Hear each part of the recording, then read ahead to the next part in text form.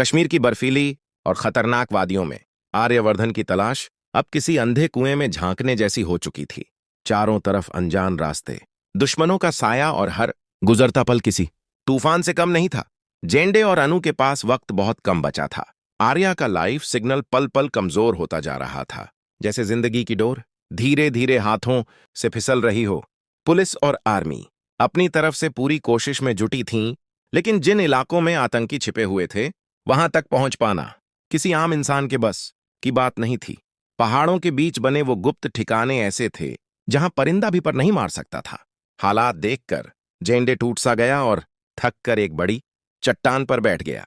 निराशा उसके चेहरे से साफ झलक रही थी, लेकिन अनु की आंखों में अब भी उम्मीद की लौ जल रही थी। दर्द और थकान के बावजूद उसका विश्वास डगमगाया नहीं था।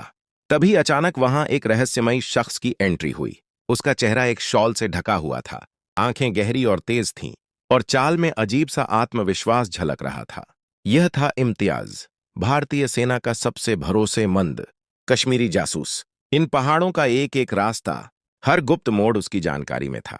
इम्तियाज ने जेंडे से कहा, साहब, जिस इलाके में आप अपने मालिक को ढूंढ रहे हैं, वहां जाना सीधे मौत को दावत देने जैसा है। वहां तक पहुंचने का सिर्फ एक खुफिया रास्ता है, और वो रास्ता सिर्फ मुझे पता है। जेंडे को पहले उस पर शक हुआ, लेकिन अनु एक कदम आगे बढ़ी और इम्तियाज के सामने हाथ जोड़ दिए।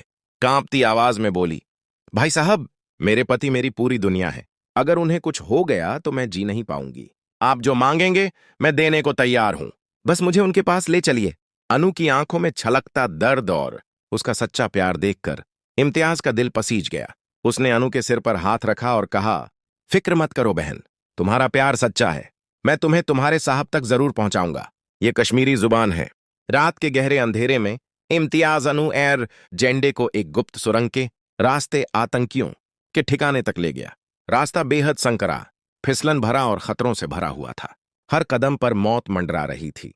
जैसे जैसे वे ठिकाने के करीब पहुंचे, दिल की धड़कनें तेज होती चली गईं। अचानक उनकी नजर पड़ी। आतंकियों ने आर्यवर्धन को एक टाइमर बम के साथ बांध रखा था। घड़ी की सुइयां बेरहमी से आगे बढ़ रही थीं। बम फटने में सिर्फ 5 मिनट बाकी थे। अनु की सांसें थम सी गईं। जेंडे बंदूक निकालने ही वाला था कि इम्तियाज ने उसे इशारे में रोक दिया। उसने समझाया कि अगर गोली चली तो आतंकी रिमोट से तुरंत बम उड़ा सकते हैं। बिना एक पल गंवाए इम्तियाज ने अपनी जान की परवाह किए बिना आतंकियों का ध्यान भटकाने के लिए दूर एक पत्थर फेंका। जैसे ही वे उधर मुड़े, इम्तियाज साय की तरह उनके पीछे पहुंचा और एक एक कर सबको बेहोश कर दिया। रास्ता साफ हो चुका था। अनु दौड़ती हुई आर्या के पास पहुंची। आर्या बेहोशी की हालत में था। अनु रोते हुए उसे झकझोरने लगी। सर, उठिए, मैं आ गई हूं। देखिए, मैं आपको लेने आ गई हूं। आर्या ने बड़ी मुश्किल से आंखें खोलीं। सामने मौत का साया था, बम की टिक-टिक थी, और उसी के बीच अनु का प्यार खड़ा था।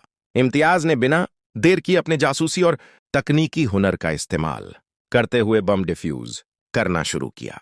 उसके हाथ पसीने से लथपथ थे। 10 सेकंड, 5 सेकंड, 3, 2, और फिर टिक टिक की आवाज बंद।